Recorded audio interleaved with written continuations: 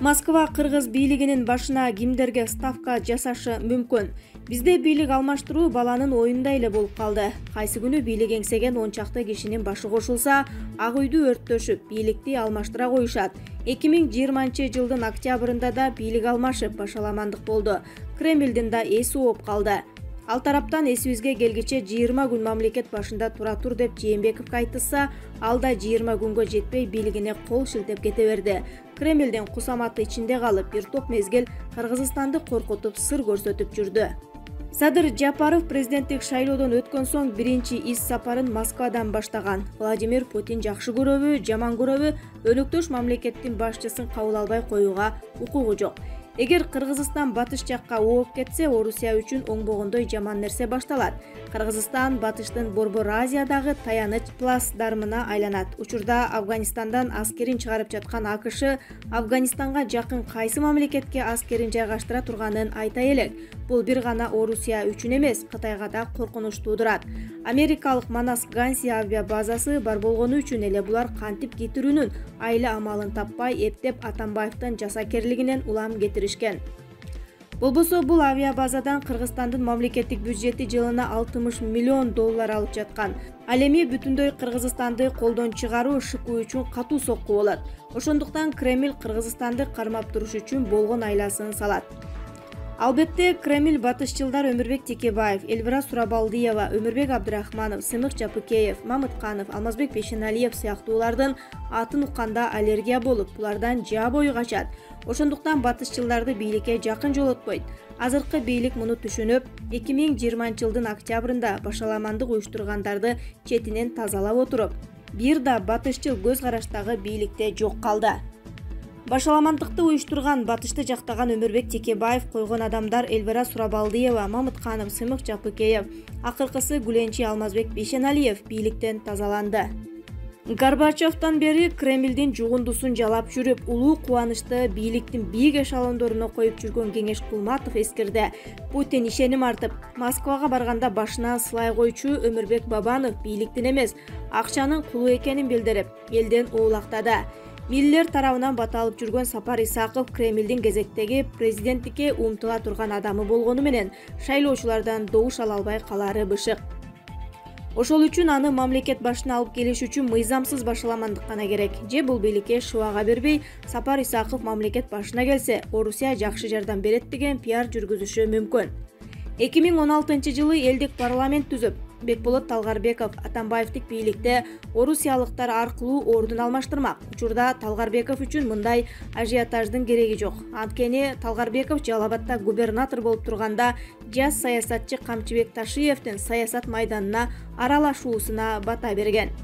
Эми Ташиевдин чек арадагы кылып жаткан реформалары аягына чыгышын күтүш керек. Орусиячыл Эргеш Алиевдин президентке татыктуу уулдары Кубатбек Боронов, Улукбек Кочкоров, Талатбек Масадыковдор иштин келечегин күтүшөр. Ал эми жердешчил Темирбек Асанбеков кыйшайды. Анын оозунан азыркы бийликти мактагандан башка сөз чыкпай калды.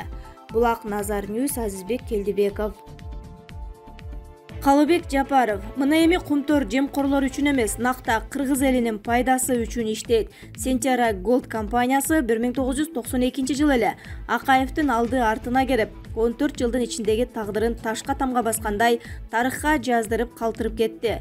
Компаниянын жетекчиси Бернштейн бир заматта профессор Аскар Акаевдин башын айландырып, көзүнө парда тартып, 14 жылдын ичинде дүйнө элине эң жек көрүндү жемкор диктатор катары таанытып салды. Алтын кенин аштырууга каршы болгон премьер-министр Насирдин Исановдун дагы көзүн тазалашты. 2005 жылы депутат болуп келген Садыр Жапаров Акаевдин кылмыштуу иштерин үстүнөн комиссия түздүрүп, бирок өзү комиссиянын составына кирбей калган. Садыр Жапаров Сентера Gold компаниясынын кылмыш иштерин иликтөөгө 2010 жылы депутат болуп келгенден кийин жетишти. Компаниянын жетекчилеринин жашыруун түрдө берген акчаларына да көнбөй албай койгон Садыр Жапаров. Себеби бул компаниянын жетекчилиги жумшак мүнөз Аскар Акаевди бир заматта алдаганы менен чыныгы мекенчил эл уулу Садыр Жапаровду алдай албай тиштер өтпөй койгон. 26 жыл ичинде Сентера Gold компаниясы Кыргызстандан 500 тоннадан ашык алтынды ташып чыгып кеткен. Кыргыз Республикасынын президенти болуп келген ар бир бийлик компаниянын берген арам акчаларына азгырылып алып турушкан.